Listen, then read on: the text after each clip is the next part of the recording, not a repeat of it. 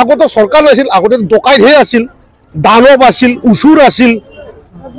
হাগ্ৰামাৰ সময়ত দানৱ উচুৰ সময়ত RDXৰ বম ফুটিছিল। এতিয়া প্ৰমোদ বড়ো ডাঙৰীয়াৰ সময়ত आसनिर बम फुटिसे धामाका होइसे। नैबे भिडिअखौ दसे उनाव नोंथांमोननि गेजेराव होफिननो थांगासिनो दङ दे। बेनि सिगां बिपिएफनि समाव मा दङमोन ना? बिपिएफनि समाव सरकार गैयामोन। बिपिएफनि समावहाय उसुर दंमोन, दानव दंमोन। नैबेबायदि बाथ्राखौ सोर बुंदों? बेबायदि बाथ्राखौ राकेश ब्रह्म बिथां सारा बुंदों। खोब इन्टारेस्टिं आरो लोगोसे जाय पार्टिया बुंजाग्रा बैफोरो माने बिराद दुखुनांथाव बाथ्रा दे बेफोरो। दा नैबे भिडिअखौ आं नोंथांमोननि गेजेराव लाबोनायनि सिगां माने नैबे भिडिअनि गेजेरजों सोरबा सोरखौबा दुखु होनो, सोरबा सोरखौबा सापर्ट खालामनायनि बाथ्रा नङा दे, नोंथांमोननि गेजेराव फोरमायनो थाखायसो लानानै फैदों।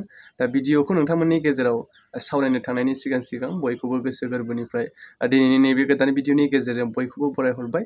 आसा खालामो दिनैनि नैबे गोदान भिडिअखौ नोंथांमोना स्किप खालामाजासे जोबजासे नायलांगोन आरो लोगोसे जायफोरा चेनेलाव बोरैबा गोदानैसो फैफ्लांदों अब्ला नैबेबायदि खौरां भिडिअ नायनो मोजां मोनो अब्ला प्लिज सापर्ट खालामनानै होनो हागोन। जोंनि गेजेरावहाय फैबाय थानाय जेनाखि एमपि इलेक्सनखौ बिथा खालामनानैनो जोंनि गेजेरावहाय गोबां दोलोनि गेजेराव दोलो बाथ्रा दान्थेलायनाय, फिन होलायनाय नैबेबायदि थासारिया सोलिगासिनो दङ। दा नैबे समावहायबो मैयानि समावहाय राकेश ब्रह्म बिथां सारनि माखासे बेरफ्रुसार बिबुंथि होनायखौ जोङो नुनो मोननाय जादों। बिथांनि बुंनाय बायदिब्ला आगोलनि समावहाय जाय थांनाय समाव सरकार गैयामोन, उसुर दङमोन, दानव दङमोन आरो बेजों लोगोसे हाग्रामा महिलारि बिथां सारनि समावहाय बमा बेरफुयोमोन। नाथाय दानि समावहाय माबि आसनिनिसो बमा बेरफुयो नैबेबायदि बाथ्राखौ बुंदों। आरो बेजों लोगोसेनो प्लास बिथाङा बुंबावदों जे क'क्राझार जिल्ला हिसाबै माबायदि, नाथाय गावनि बाक्सा जिल्ला समस्ति हिसाबै बिपिएफआ जिर' जेबो गैला, खालि इउपिपिएल नैबेबायदि बाथ्राखौ बिथाङा बुंदों।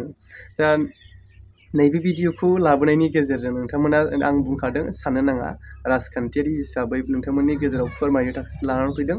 सोरबा सोरखौबा सापर्ट खालामनो बाथ्रा नङा बा सोरबा सोरखौबा डाउनाव दोननायनि बाथ्रा नङा। राजखान्थिगिरिफोरनि खोथाया बेबायदिनोसैना जोंनि गेजेराव माबे बाथ्राखौ बुङोब्ला माबेया प्लास पइन्ट जागोन, सोरनि थाखाय गोहोम खोख्लैहैगोन, गावसिनि लाबालाबनि थाखाय, गावसिनि हान्जानि थाखाय माबायदि बाथ्रा बुङोब्ला देरहानाय चान्सआ फैगोन नैबेबायदि बाथ्राखौ लानानै दैदेनगिरिफोरनि खारनांगौ लाइन बायदि बाथ्रा बुङो। दा नैबेबायदि बेलायावबो हयथ' बिथां सारा बेबायदि बाथ्राखौनो बुंदों। दा खोब इन्टारेस्टिं ना, बोरैबा नोजोरजों नायोब्ला राजखान्थि दैदेनगिरिफोरनि बाथ्रा दान्थेलायनायखौ इन्टारेस्टिं लाइनाव मोननो थांनो नागिरो। সময়ত RDXৰ বম ফুটিছিল। এতিয়া প্ৰমোদ বড়ো ডাঙৰীয়াৰ সময়ত आसनिर बम फुटिसे धामाका होइसे। আৰু এইটোৱে ওদালবাৰীত আজি হৈ আছে। ফিছ ভেণ্ডাৰ, পিক ভেণ্ডাৰ সমগ্ৰ বিটিআৰত আজি ৫,০০০ বেনিফিচিয়াৰীক ৫,০০০ টকাকৈ দিয়া কাৰ্যসূচী আজি চলি আছে। সেয়ে আজি ওদালবাৰীত আমাৰ বাক্সাৰ ৫৭০ জন যি বেনিফিচিয়াৰী আছিলে তেখেতসকলে আজি এই টকাটো ওৱান টাইম ১২টা বজাৰ পিছত সকলোৰে একাউণ্টত পইচাটো ট্ৰান্সফাৰ হৈ যাব। আৰু সেইকাৰণে ইয়াত ফেষ্টিভেলৰ পৰিৱেশটো ইয়াত চলি আছে। আগতে চৰকাৰ নাছিল, আগত হ'বলগীয়া কি আছিল? আগতে চৰকাৰ নাছিল, আগতে ডকাইতহে আছিল, দানৱ আছিল, উচুৰ আছিল। হাগ্ৰামাৰ সময়ত দানৱ উচুৰ এই বাইদেউসকলক সোধক কিমান হাঁহি আছে চাব। সকলোৰে দাঁতটো আপোনালোকে অলপ কেমেৰাটো ঘূৰাই দিয়কচোন। সকলোৰে দাঁত ওলাই আছে, সকলোৱে ৫,০০০কৈ পাইছে।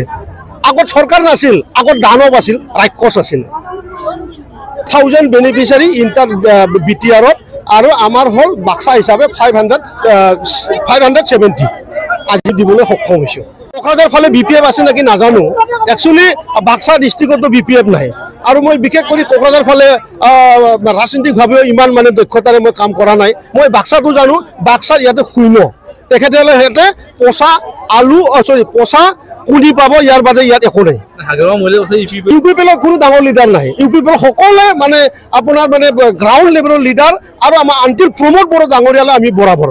প্ৰমোদ বড়ো ডাঙৰীয়া মোৰ বন্ধুও হয়, মোৰ ভাইও হয়। আৰু আমি একেলগে মানে এই সময়ত আমি একেলগে হাজিৰা কৰি খোৱাও মানুহ হয়। গতিকে আমাৰ ইউপিপিএলৰ কোনো ডাঙৰ লিডাৰ নাই। আমি সমাজ হিচাপে বহুত ডাঙৰ।